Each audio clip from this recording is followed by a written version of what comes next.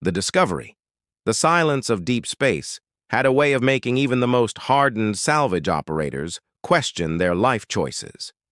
Marcus Reed floated through the debris field of what used to be the merchant vessel Stellar Dawn, his magnetic boots clanking against twisted metal as he searched for anything worth the fuel it took to get here.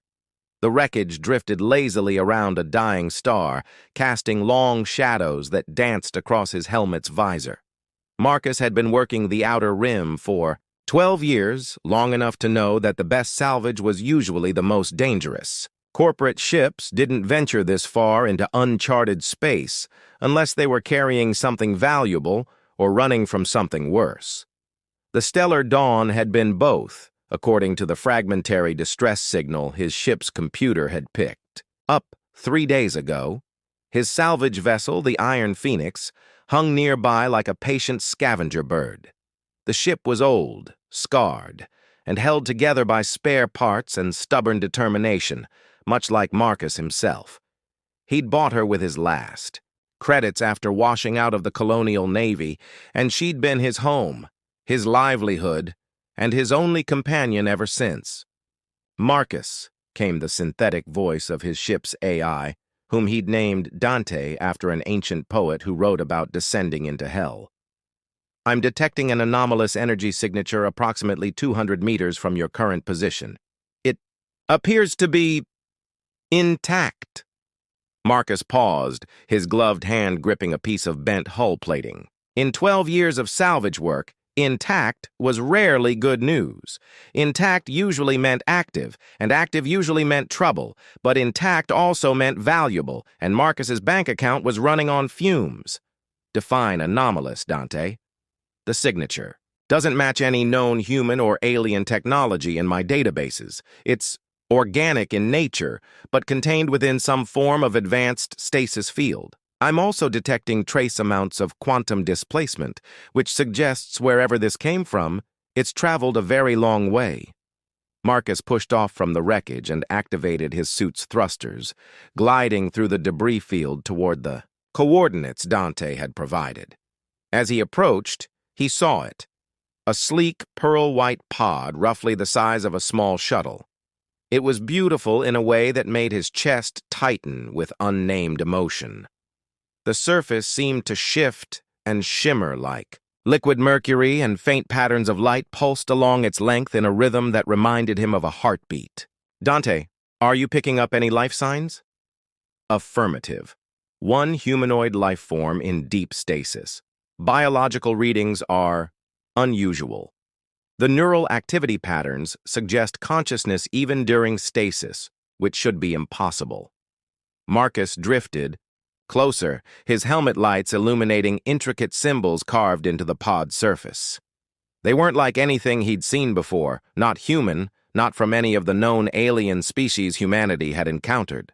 They seemed to move when he wasn't looking directly at them, shifting and rearranging themselves like living text. Marcus? Dante's voice carried a tone of warning that the AI had developed over years of keeping his human partner alive. I'm receiving multiple priority transmissions on emergency frequencies. Galactic Authority, Colonial Command, even some encrypted channels I can't decode. They're all broadcasting the same message. Do not approach unknown artifact. Extreme danger. Maintain safe distance and report coordinates immediately. Marcus's hand hovered over the pod's surface.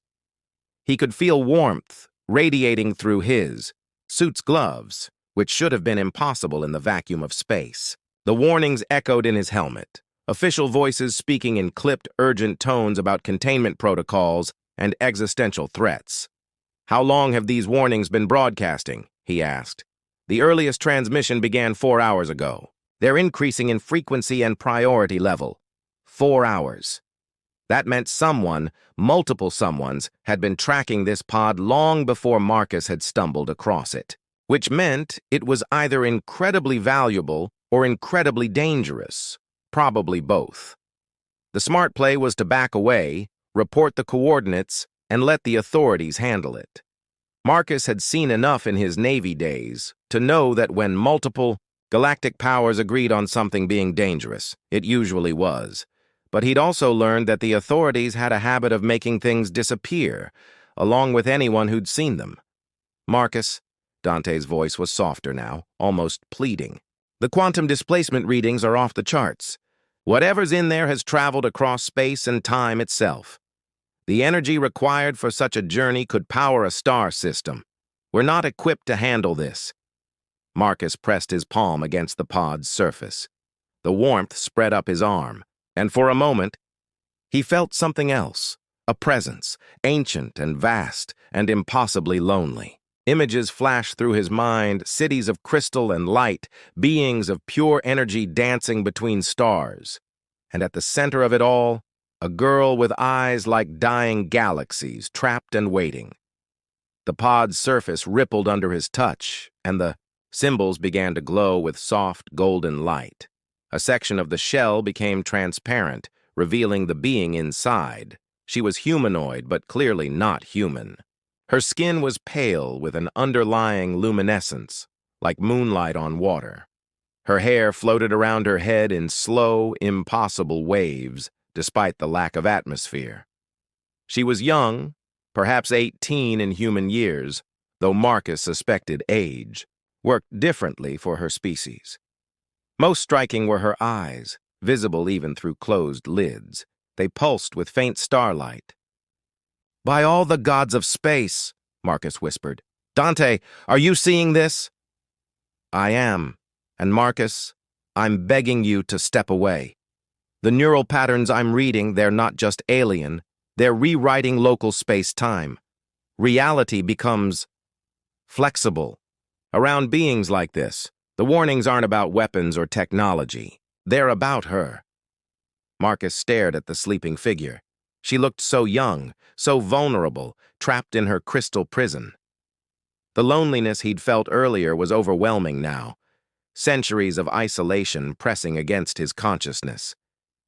He thought about his own years of solitude among the stars, the ache of having no one to share the beauty and terror of deep space. "How long has she been in there?" he asked. "Based on the quantum decay patterns, Marcus, she's been traveling for over 1,000 years. The stasis field is failing. Without intervention, she'll die within hours." The warnings continued to crackle through his comm system, growing more desperate and threatening. Marcus recognized some of the voices now: Admiral Hastings from Colonial Command, Director Vex from the Galactic Authority, even what sounded like one of the synthetic voices of the AI collective. They were all afraid of her. Marcus had spent his life running from authority, from responsibility, from connection. He'd told himself it was freedom, but standing here in the void with this dying girl before him, he realized it had just been cowardice. Maybe it was time to stop running. "Dante, prep the medical bay. We're bringing her aboard." "Marcus, no. You don't understand what you're doing. The warnings are from people who see her as a threat or a weapon." Marcus began working to detach the pod from the debris field. "I see a girl who's been alone for 1,000 years, and I'm not leaving her to die out here." "This will change everything," Dante said quietly. "There will be no going back." Marcus secured the pod to his salvage cables and began the slow journey back to the Iron Phoenix. Behind him, the warnings grew louder, more frantic. Ahead, his ship waited in the starlight, about to become home to something that would either save humanity or destroy it. "I know," Marcus said, and for the first time in years, he wasn't afraid of what came next. As the Iron Phoenix's cargo bay doors closed around the mysterious pod, Marcus didn't notice the way space itself seemed to ripple in their wake, or how the distant stars began to pulse in rhythm with the sleeping alien girl's heartbeat. He was too busy trying to figure out how to explain to the galaxy that he'd just made the most important and dangerous decision in human history. The girl in the pod stirred, her starlight eyes flickering open for just a moment, and Marcus felt the universe hold its breath. The Awakening. The medical bay of the Iron Phoenix had never been designed for miracles, but as Marcus watched the alien pod's surface slowly become transparent, he realized he was about to witness something that would redefine the word. The girl. Inside remained motionless, her chest rising and falling in a rhythm that seemed to match the ship's own life support systems. "Stasis field is at 12% and falling," Dante reported, his voice carrying an unusual tremor. "I've isolated the medical bay from ship systems, but Marcus, I'm detecting energy fluctuations that shouldn't be possible. She's affecting quantum fields just by existing." Marcus stood before the pod, his hands pressed against the cool metal of the medical table. 3 hours had passed since he'd brought her aboard, and in that time, he'd received 47 priority messages from various galactic authorities, each more threatening than the last. The final message had been from Admiral Hastings herself, promising a fleet would arrive within 6 hours to contain the situation. "How long until the stasis field fails completely?" Marcus asked. 18 minutes, give or take. Marcus, please reconsider. We could transfer her to an escape pod, set coordinates for the nearest colonial medical facility. Let them handle this." Marcus shook his head. "She's been passed around like cargo for 1,000 years. Someone needs to actually care about what happens to her." The pod gave a soft chime, and the surface began to retract like liquid flowing upward. Warm, sweet-smelling air escaped, carrying with it the scent of flowers that had never grown on any human world. The girl's eyes opened slowly, revealing irises that shifted color like nebulae, purple and gold and deep blue swirling in patterns that made Marcus's head spin. She sat up with fluid grace, her movements so smooth they seemed to bypass the normal laws of physics. When she turned to look at Marcus, he felt something shift inside his chest. Not physical, but deeper, as if she'd reached into his soul and gently rearranged the furniture. "You're awake," Marcus said, then immediately felt foolish for stating the obvious.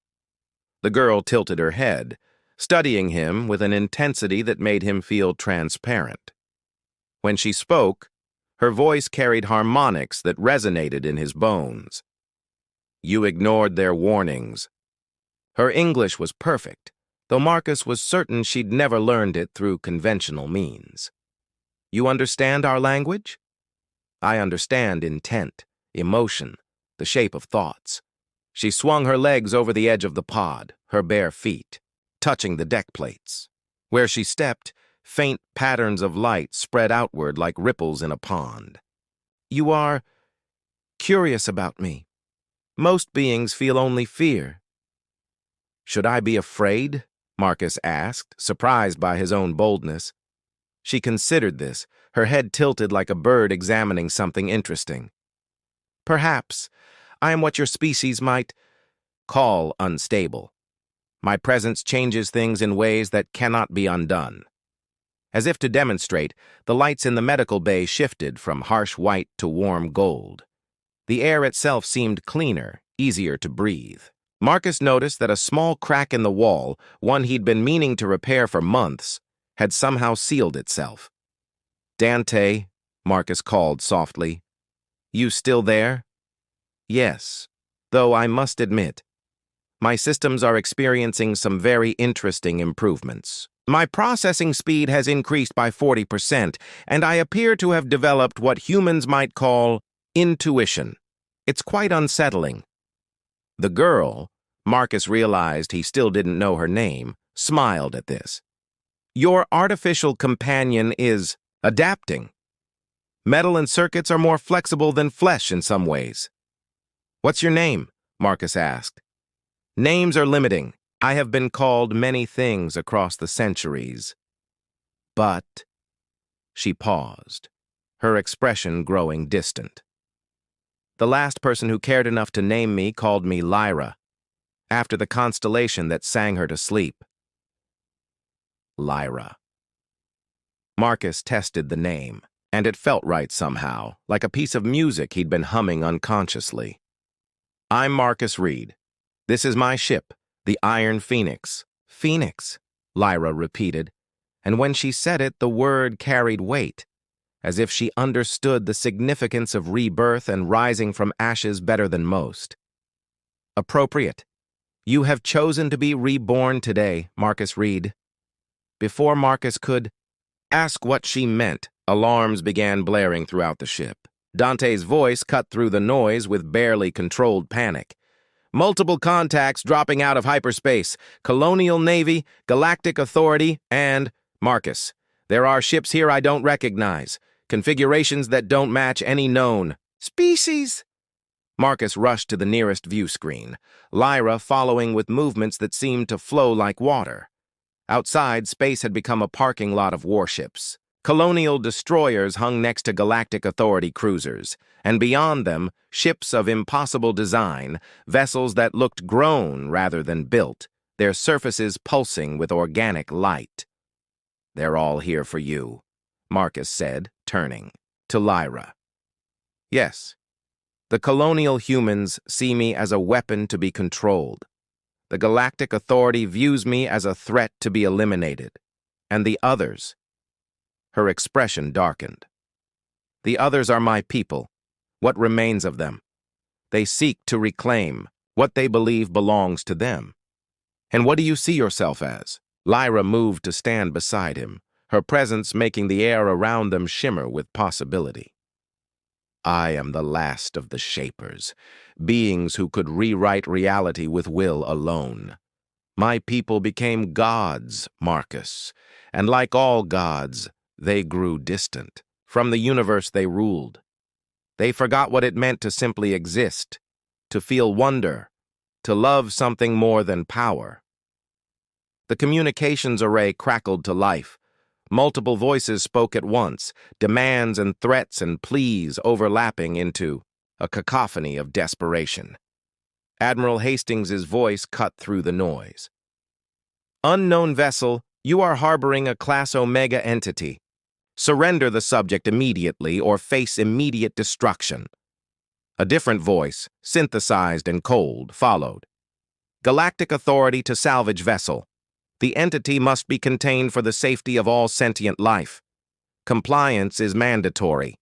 But it was the third voice that made Lyra flinch, a sound like crystal singing in a wind that had blown between stars.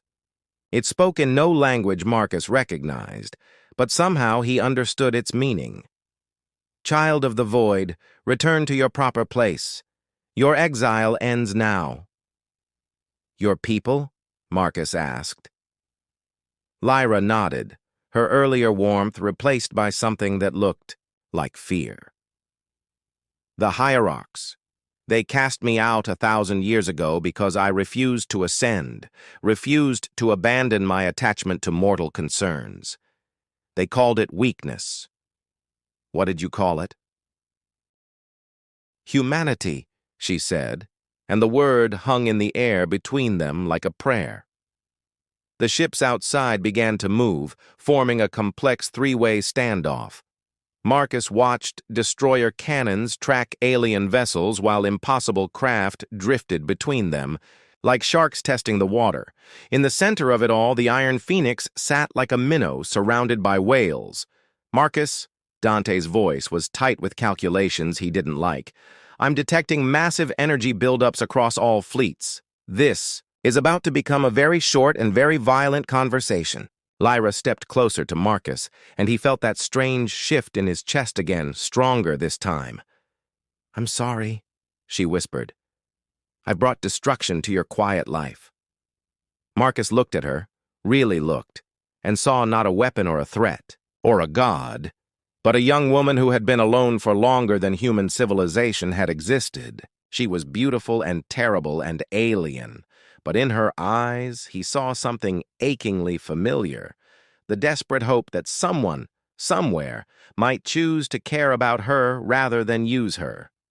"Maybe," Marcus said, making a decision that would echo across the galaxy. "Or maybe you've brought purpose to a man who'd forgotten what that felt like." He turned to the communications array and opened a channel to all ships. "This is Captain Marcus Reed of the salvage vessel Iron Phoenix. I'm transmitting on all frequencies because I want everyone to hear this." The space around them fell silent. Weapons still charged but holding fire, waiting to hear what the human fool would say. "You all want Lyra because of what she can do for you. The Navy wants a weapon. The Authority wants to eliminate a threat, and her own people want to drag her back to a life she rejected. But here's what I want to know. Has anyone bothered to ask what she wants? Marcus felt Lyra's hand slip into his, her skin warm with starlight. Where they touched, he could feel the vast loneliness of space being pushed back by something infinitely more powerful. I'm not giving her to any of you, Marcus continued. She's not cargo or a weapon or a problem to be solved. She's a person, and she gets to choose her own path. The response was immediate and overwhelming. Weapons locked onto the Iron Phoenix from every direction. Admiral Hastings's voice crackled with fury. Mr. Reed, you are interfering with matters of galactic security. Stand down immediately. But Marcus wasn't listening to the threats anymore. He was watching Lyra's face as she realized that for the first time in 1,000 years, someone was willing to fight for her right to exist rather than her utility as a tool. Thank you, she whispered, and when she smiled, every light on every ship flickered in response. The universe held its breath, waiting to see what choice a lonely salvage operator and the last shaper would make together. In the silence between heartbeats, Marcus realized Lyra had been right about one thing. There would be no going back from this moment. Whatever happened next, the galaxy would never be the same.